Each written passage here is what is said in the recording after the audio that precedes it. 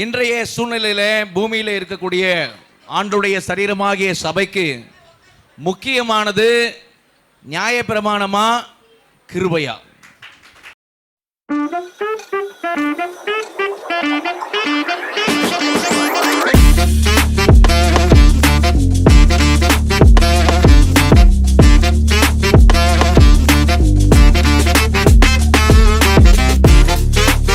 நான் செய்ய வேண்டிய கிரியையை மறைத்து, தேவன் எனக்கு கொடுத்திருக்கிற பொறுப்புகளை, கடமைகளை மறைத்து எல்லாவற்றையும் தேவன் மேல போடுகிற ஒரு அபாத்திரர்கள் இவர்கள்.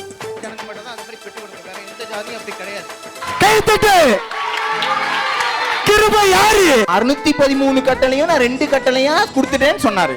நியாய பிரமாணத்தினால எந்த மனுஷனும் நீதிமானாக்கப்பட முடியாது.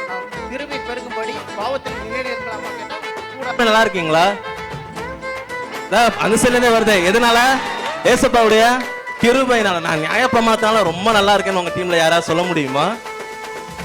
கிருபைக்கு உருவம் இருக்குதா இல்லையான்னு எனக்கு தெரியாது. ஆனா கிருபைக்கு உருவம் அப்படியே ஒண்ணு இருந்துச்சுன்னா அது கர்த்தராகிய இயேசு கிறிஸ்துவா தான் இருக்கும் நான் சொல்றேன். கிருபை குறித்து சொன்னீங்கல்ல, இயேசு கிறிஸ்து அவரே சொல்லுகிறாரு, நியாய பிரமாணத்தை அழிக்க வந்தேன்னு சொல்லல, நியாய பிரமாணத்தை நிறைவேற்றவே வந்தேன்னு சொல்லி இருக்கிறாரு. பட்டிமன்றம் தான். இந்த டீம் அந்த டீம் நேசிப்பாங்க, அந்த டீம் இந்த டீமை நேசிப்பாங்க. அதைத்தான் தேவன் விரும்புறாரு. சரியா? ஒருத்தர் நேசிக்கிறது தான் தேவன். கர்த்தாவே உமது கிருபை என்னை தாங்குகிறது. இந்த கிருபைக்காரன் பேசுவது மட்டும் உசாரா கவனிக்கணும். சரியா? ஏன்னா நான் தேவனை நேசிக்கணும், இயேசுவை நான் நேசிக்கணும், எனக்கு ஒரு பங்கு இருக்குன்னு இவங்க சொல்லவே மாட்டாங்க. சொல்லுங்கய்யா. ஐயா நல்லா இருக்கீங்களா? ஐயா நல்லா இருக்க ஆண்டு கிருபையில பாத்தீங்களா? இப்ப உங்களுக்கு ரிசல்ட் வந்துச்சா? ஐயா என்ன சொன்னாரு? நான் நல்லா இருக்கீங்களா கேட்டேன். அவர் என்ன சொன்னாரு? ஆண்டவர் கிருபையால நல்லா இருக்கேன். இப்ப புரியுது. உமது பிரமாணம் எனது மனமகிழ்ச்சி.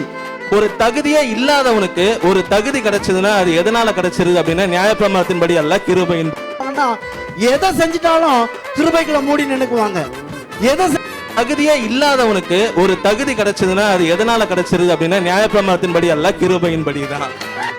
தன்னுடைய இறக்கையை அடிக்க வேண்டிய காரியத்தை முற்றிலுமா மறந்து பேசிட்டு போயிட்டாருன்னு நான் நினைக்கிறேன். கிருபை, அந்த கிருபை இருந்தா அங்க தேட ஓடும்.